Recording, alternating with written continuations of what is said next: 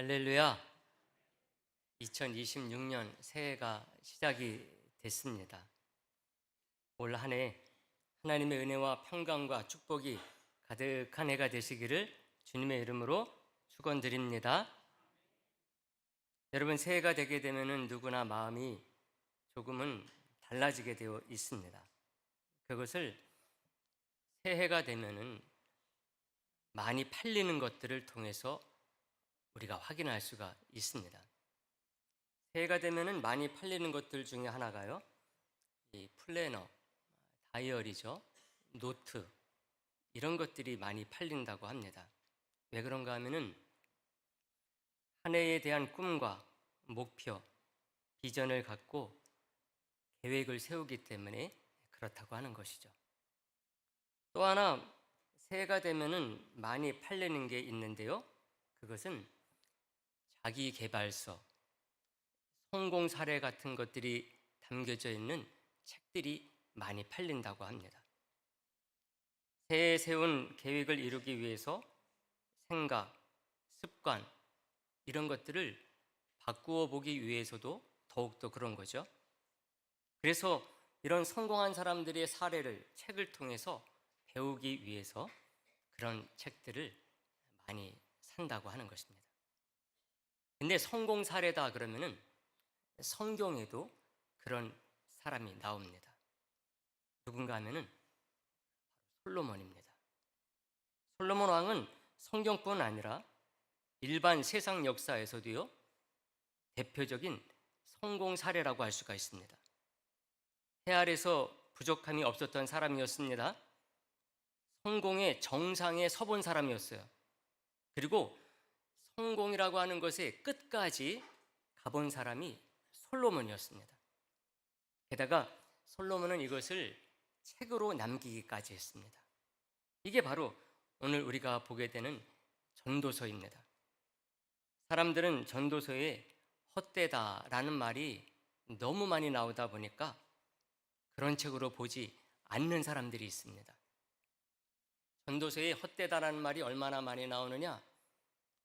38번 정도가 나옵니다. 전도서가 12장으로 되어 있거든요. 이렇게 많이 나오니까 한 장에 거의 서너 번씩 헛되다는 말이 나온다고 볼 수가 있는 것이죠.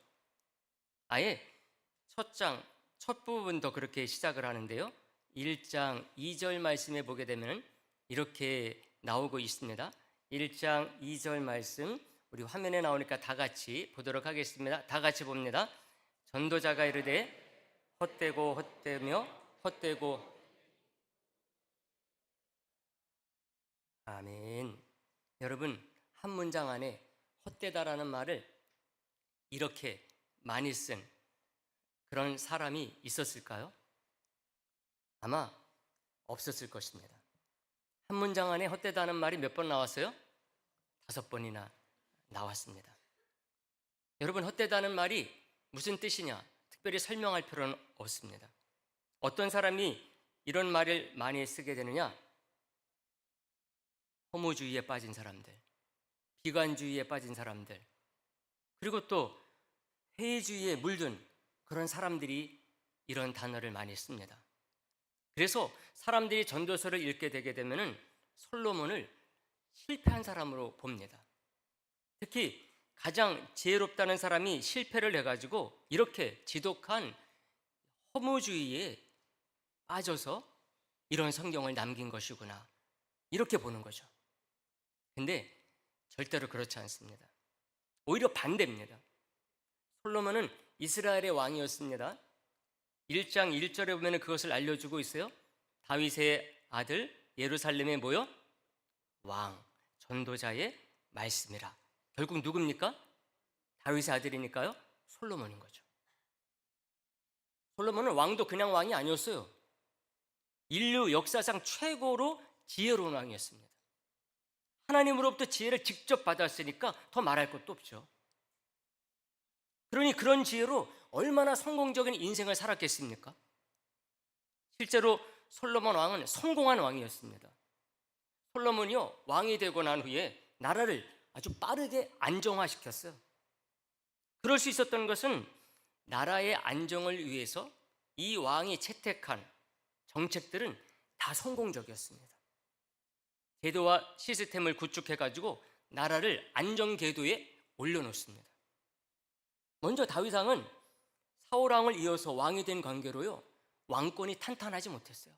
다윗이 누굽니까? 솔로몬의 아버지죠. 다윗 왕이 왕 노릇을 하는데 왕권이 항상 위협을 받았어요. 시편에 보면은 이런 문제로 기도로 부르짖는 다윗의 모습을 종종 봅니다. 솔로몬도 가까이에서 아버지 다윗의 이런 고민들을 봤을 것입니다. 알고 있었을 것입니다. 솔로몬은 이런 왕권을 탄탄히 하기 위해서 예루살렘 성전을 화려하게 지었어요. 그리고 왕궁도 아주 웅장하게 만들었습니다. 보는 사람들마다 거기에 위압감을 느끼도록 만든 거죠. 곳곳에 병거성과 국거성을 만들었습니다. 그래서 왕권을 과시화시켰어요. 백성들이, 신하들이 눈으로 보도록 한 거죠. 그래서 반발 세력들을 미리미리 정리했습니다. 아울러 외적들이 침입하지 못하도록 단단히 대비를 했어요. 국제적으로도 마찬가지였습니다.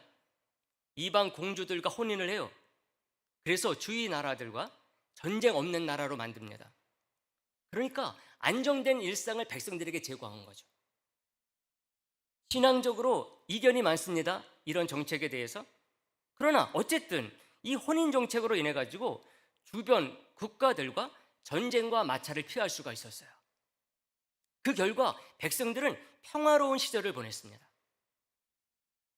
가장 중요한 경제 정책입니다. 이것은 두말할 나위 없었어요. 솔로몬은 해외 무역을 확대합니다. 그래서 온갖 물품들을 수입을 해요. 그래서 백성들의 삶을 윤택하게 만들어줘요. 이런 경제 번영은 최소한 솔로몬 살아생전에는 내부 불만을 억제하는 역할을 아주 톡톡히 했습니다. 얼마나 부유했으면 역대기서 기자가 이렇게 표현했어요. 역대하서 9장 26절, 27절인데요. 제가 26절 봅니다. 여러분들이 27절 보세요. 솔로몬이 유브라데 강에서부터 블레셋 땅과 애굽 지경까지의 모든 왕을 다스렸으며.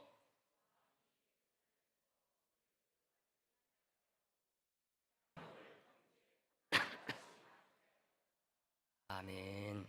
여러분, 이런 솔로몬의 명성은요, 국내뿐만 아니라 국외까지 알려졌습니다. 그래서 배우기 위해서 왕들이 막 찾아왔어요. 대표적인 왕이 누굽니까? 스바의 여왕입니다. 찾아와서 어떤 말을 했느냐? 열왕기상 10장 7절에 그 말이 나와요. 내가 그 말들을 믿지 아니하였는데 이제 와서 친히 본즉 내가 말한 것은 절반도 못 되니 당신의 지혜와 복이 내가 들은 소문보다 어떻게 해요? 더하도 다르습니다. 놀랍다는 거죠. 그래서 솔로몬은 당시 세계적인 인물이요, 세계적인 아이콘이었습니다. 사랑하는 성도 여러분, 이렇게 성공한 왕이었으므로 다른 사람 같으면요, 자기가 어떻게 해서 이렇게 성공한 왕이 됐는지 이것을 기록으로 남겼을 것입니다. 만약에 솔로몬이 이런 것들을 그대로 써가지고 성공 사례 혹은 자기 개발서로 만들어가지고 썼다고 한다면은 아마 당시에도 베스트셀러가 됐을 것입니다. 자신의 업적, 자신의 시대, 자신의 시간에 대해 자랑을 하고 본을 삼으라는 글을 남겨야 되는 거죠. 근데 그게 아니었어요. 전도서가 그것을 알게 해줍니다. 세상의 그 어떤 성공자, 인생 교훈자들과는 완전히 다른 개념의 자기 개발서를 남긴 것입니다. 신개념의 성공담이 전도서에 들어있어요. 그러니까 전도서에 대해서 세상 사람들은 이게 어떻게 자기 개발서이고 성공담이냐 이렇게 말할 수가 있죠. 근데 그렇지 않아요. 그 중에서도 오늘 말씀을 보게 되면 그 특별함을 확인할 수가 있습니다. 그래서 오늘 말씀 봤는데 오늘 말씀에 보면은 때라고 하는 말이 나옵니다. 오늘 본문 첫 절 11절입니다. 이 말씀 우리가 봤지만 다시 한번 보도록 하겠습니다. 11절 말씀입니다. 하나님이 모든 것을 지으시되 때를 따라 아름답게 하셨으며 또 사람들에게는 영원을 사모하는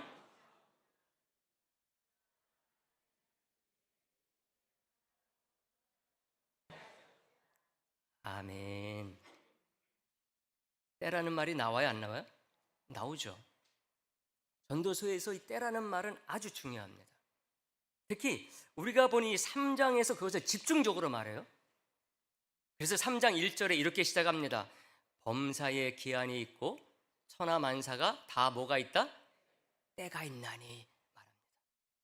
이 범사에 기한이 있다, 이 말은 뭔가 하면은 모든 일이 다 정해진 때가 있다는 것입니다. 그것을 다시 한번 강조하고자 했는지 뒷부분에는 이렇게 표현했어요. 천하 만사가 다 때가 있다, 이렇게 딱 말을 합니다. 그러면서 총 14개의 조합, 28개의 때에 대해서 말합니다. 2절, 3절 말씀을 대표적으로 보게 되면요, 2절에 이렇게 되어 있어요. 날 때가 있고 뭐가 또 있다? 죽을 때가 있고, 심을 때가 있고 심은 것을 뽑을 때가 있고, 3절에 뭐라 그래요? 죽을 때가 있고 치료할 때가 있으며 헐 때가 있고 세울 때가 있으며, 이렇게 2개씩 한 조합을 이룹니다. 그래서 14개가 나오기 때문에 총 28개의 때라고 하는 그런 말이 나오고 있는 거죠. 여러분 이거 찾아서 쓰려고 해보세요. 여러분 몇 가지 쓸 수 있을 것 같아요? 저는 이거 몇 가지 쓰지 못할 것 같아요. 하나하나 찾기도 쉽지 않아요. 요즘 같으면 그냥 GPT 두드리면 아마 쫙 나올 겁니다. 근데 옛날에 그런 게 어디 있어요? 자기가 생각해야지. 솔로몬은 이것을 하나하나 생각해내가지고 찾아서 기록을 했어요. 여러분 근데 이게 다 뭡니까? 우리는 이런 것들을 내가 계획을 해서 내가 정하고 내가 한 것으로 생각하고 삽니다. 아기를 낳을 때가 있고 낳은 아기가 죽을 때가 있고, 여러분 이것뿐만 아니라 내가 어떤 일을 계획할 때가 있고 어떤 일을 또 해야 할 때가 있고, 우리는 보통 이런 것들을 어떻게 생각합니까? 내가 정해서 내가 한 것으로 생각하고 살죠. 그래서 성공한 사람들은 뭐라 그러는가 하면은 나의 시대, 나의 업적, 나의 시간, 내 때가 있었다, 이렇게 사람들에게 말하고 다니는 것입니다. 솔로몬도 처음에는 아마 그랬을 것입니다. 내가 옛날에 이렇게 해가지고 이런 나의 시대를 만들었었다, 그때가 바로 내 때였었어, 아마 이렇게 쓰고 이러고 다녔을 것입니다. 사랑하는 성도 여러분, 그러나 그 시간들은 같은 시간이지만은요, 그 시간들은 본질적으로 자신, 나의 때가 아니라 하나님의 시간, 하나님의 때인 것입니다. 하나님이 정하신 때도 이 시간들이었음을 알았어야 되는 것입니다. 근데 내 시간, 내 때인 줄로만 알고 불경건으로 살았음을 솔로몬이 알게 된 것입니다. 깨닫게 된 거예요. 그래서 자신의 시간, 자신의 때가 아닌 하나님의 시간, 하나님의 때에 대해서 말을 하고 있어요. 28개의 이 때를 보게 되면 사람의 때, 사람의 시간이거든요. 사람들에게 있을 수 있는 일이에요. 솔로몬이 마치 인간의 자기의 시간과 때에 대해서 말한 것 같지만은 그 오늘 본문 첫 절처럼 이 모든 것들을 하나님의 시간, 하나님의 때로 봤어야 되는데 내가 젊었을 때에, 알지 못했을 때에 나의 때인 줄 알고 그렇게 살았다는 것입니다.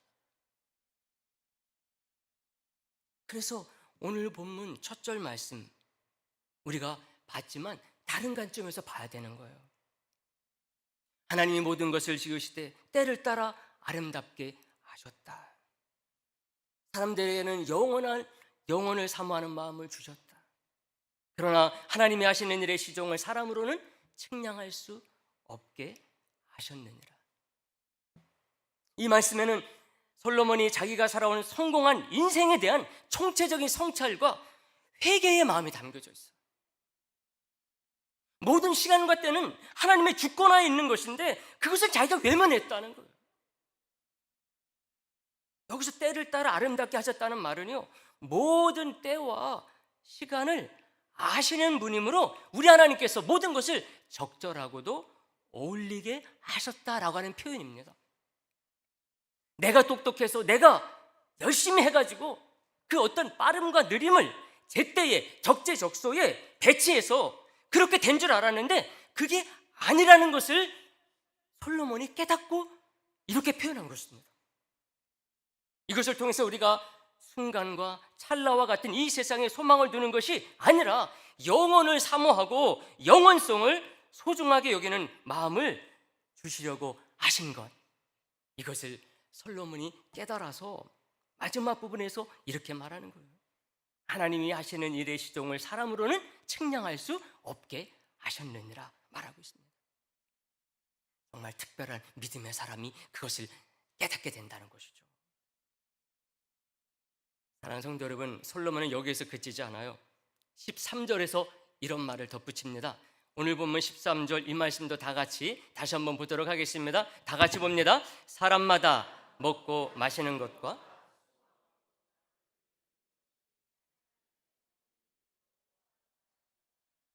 할렐루야.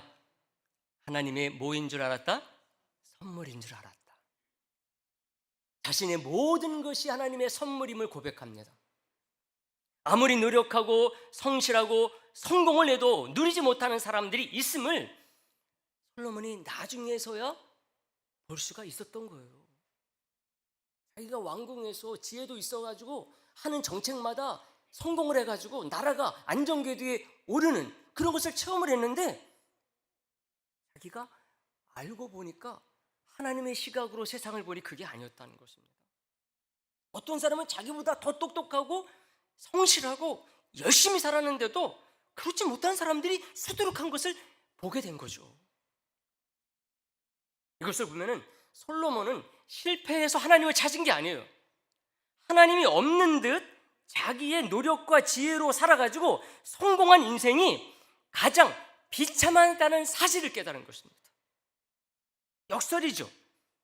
하나님의 은혜를 떠나 산 인생이 그 은혜의 손길을 깨달았을 때에 지나온 발자취가 얼마나 헛되게 보이는가를 우리들에게 알려줍니다.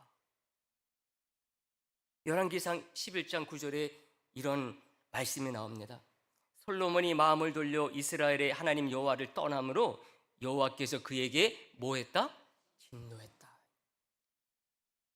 충격적인 선언이죠.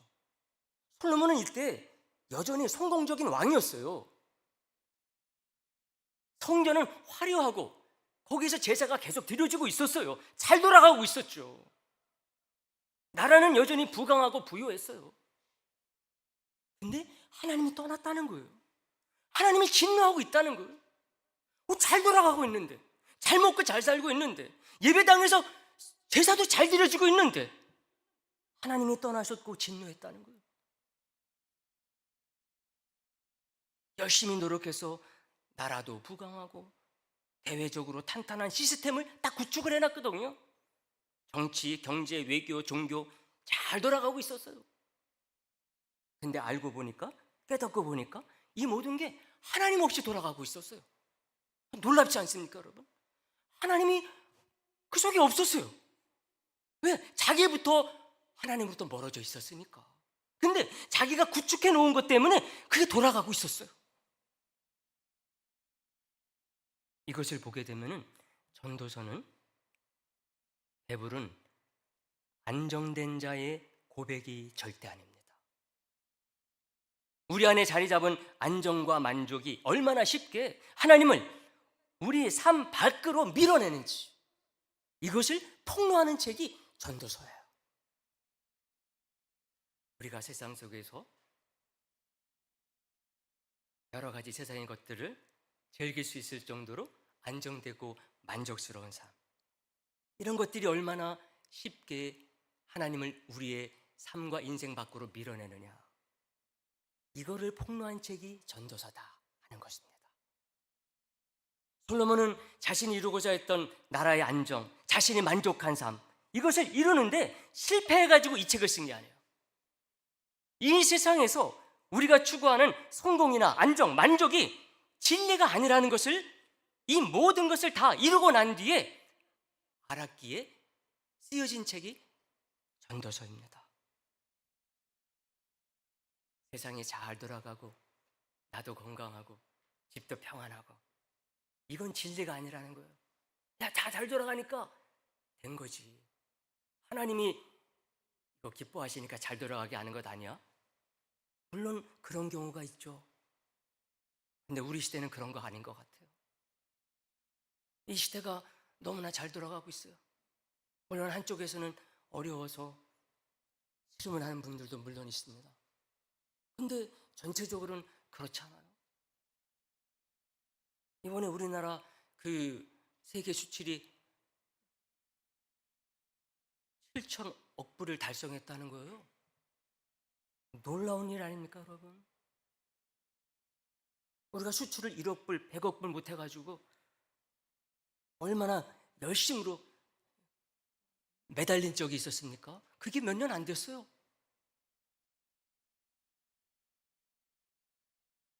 사회적인 시스템이 안정화됐습니다. 그냥 잘 돌아가고 있어요. 근데 이게 진리가 아니라는 거예요. 다 이루었지만 설명되지 않는 헛됨을 솔로몬이 발견한 거예요. 이 헛됨은 세상에 그 무엇으로도 설명이 안 돼요. 왜? 하나님은 영이시니 그것을 어떻게 세상에 그 시스템과 세상에 그런 제도가 발견할 수가 있겠습니까? 그래서 그런지 몰라도 솔로몬은 자신의 업적과 성공을 자랑하는 그런 책을 쓸 수가 없었어요. 전도서는 자신의 삶과 인생을 소재로 한 성공 사례집이 아니라 실험 보고서라고 이름 붙일 수가 있어요. 그래서 그 결론을 오늘 본문 마지막 절 14절에서 이렇게 딱 말을 하고 있어요. 하나님께서 행하시는 모든 것은 영원히 있을 것이라. 그 위에 더할 수도 없고 그것에서 덜할 수도 없나니 하나님이 이같이 행하심은 사람들이 그의 앞에서 뭐하게 하려? 경외하게 하려 하심인 줄을 내가 알았다 말하고 있습니다. 진짜 영원함은 누구에게 있다? 하나님에게 있다는 것입니다. 그것을 얻는 것이 진짜 성공이고 그게 구축이 돼야 그게 진짜 안정된 것이라는 거예요. 그게 없는 안정, 그것이 없는 평화, 하나님 경외가 없는 만족은 다 가짜라는 거예요. 그래서 그 모든 중심에 하나님을 경외하는 것이 있어야 됨을 딱 말하고 있습니다. 그래서 전도서 마지막 장 12장 13절에서 이렇게 딱 매듭지어요. 일의 결국을 다 들었으니 하나님을 경외하고 그의 명령을 지킬지어다. 이것이 모든 사람의 뭐다? 본분이다. 사랑하는 성도 여러분, 이 결론이 오늘 저와 여러분들의 결론이 되기를 간절히 소망을 합니다. 여러분 이거 딱 붙잡고 나가게 되면은 2026년 정말 놀라운 일이 벌어질 것을 믿고 나가시게 되기를 간절히 소망을 합니다. 여러분 말씀 정리합니다. 오늘 우리는 솔로몬 왕이 남긴 전도서의 한 말씀을 생각했어요. 그 누구보다도 지혜로워가지고 그 어떤 나라보다 안정되고 부강한 나라를 이루었을 뿐만 아니라 탄탄한 제도와 시스템 구축했었던 위대한 통치자, 그의 간증과 같은 말씀을 우리가 생각했어요. 하나님 없이도 성공할 수 있다는 이 시대의 거짓 복음을 가장 성공한 인물을 통해서 무너뜨리는 말씀을 우리들이 나눈 것입니다. 우리가 이것을 통해서 우리에게 새롭게 주어진 2026년을 어떻게 살아야 될지 이것을 우리가 생각을 했어요. 사랑하는 성도 여러분, 나의 시간 그리고 하나님은 우리의 모든 시간들 가운데 있으신 그런 분인지를 꼭 믿으시기를 간절히 소망을 합니다. 내 시간과 하나님의 시간은 따로 있는 게 아니에요. 내 때를 잘 보내야 하나님의 때가 오는 게 절대로 아닙니다. 나의 때와 하나님의 때는 따로 있는 게 절대로 아니에요. 그것을 아는 것이 바로 하나님이 알파요 오메가이실 뿐만 아니라 시작과 나중이요 처음과 끝이다, 이것을 아는 자입니다. 이게 바로 하나님을 경외하는 삶이죠. 김난도 교수님을 비롯한 몇몇 분들이 발간하는 2026 대한민국 소비 트렌드 전망에서 이렇게 말을 하고 있어요. 10가지의 트렌드를 말하는데요, 그 중심에는 AI가 있습니다. 그리고 또 하나는 초개인주의 사회 속에서 어떤 소비 성향으로 2026년에 나타날 것인가, 이거를 담고 있어요. 근데 그 중에 픽셀 라이프에 대해서 소개를 해요. 가장 작은 단위의 픽셀처럼 작고 많고 짧게 소비하는 방식이 2026년도에 일상이 될 것이라고 하는 것입니다. 지금까지도 그래왔죠. 2026년도에는 더 이것을 확고하게 구축하는 해가 될 것이라는 거죠. 여러분, 이것을 보게 되면은 세상의 흐름 속에 우리가 정신을 차리지 아니하면은 세상이 구축해 놓은 그런 시스템, 제도, 그런 트렌드 속에 우리는 안정과 만족과 성공을 추구하면서 살 수밖에 없습니다. 이런 것을 따라가게 되면은 여러분, 새해에는 내가 어떻게 무엇을 해야 더 성공하고 더 잘 살고 더 만족할 수 있을까? 여기에 빠지게 되어 있어요. 여기에 빠질 수밖에 없어요. 세상이 그렇게 되어 있기 때문에. 사도행전 1장 7절에서 예수님이 이렇게 딱 말씀하셨습니다. 이것을 꼭 기억할 수 있기를 바랍니다. 이르시되 때와 시기는 아버지께서 자기 권한에 두셨으니 너희가 알 바 아니다 했습니다. 종말에 대한 주님의 말씀이긴 하지만은 이 속에 우리의 진정한 관심사가 어디에 있어야 되는지를 분명하게 알게 해주고 있는 것이죠. 솔로몬도 전도서 이전에 남긴 잠언서에서요, 이것을 딱 선언했어요. 잠언서 9장 10절에 여호와를 경외하는 것이 지혜의 근본이고 거룩한 자를 아는 것이 명철이다, 딱 이렇게 말했습니다. 사랑하는 성도 여러분, 그러므로 2026년 새해만큼은 나의 때, 나의 시간, 나의 시대, 이것을 정말 맛보기 위해서라도 올해의 모든 날과 시간을 하나님의 때, 하나님의 시간으로 사는 분들이 되기를 부탁을 드리겠습니다. 모든 삶의 중심에 하나님을 경외하는 것, 이것이 자신의 루틴이 되도록 하고 제도가 되고 자신의 시스템이 되고, 그래서 정말 밝고 빛나는 해가 될 수 있게 되기를 주님의 이름으로 축복의 말씀을 드리겠습니다.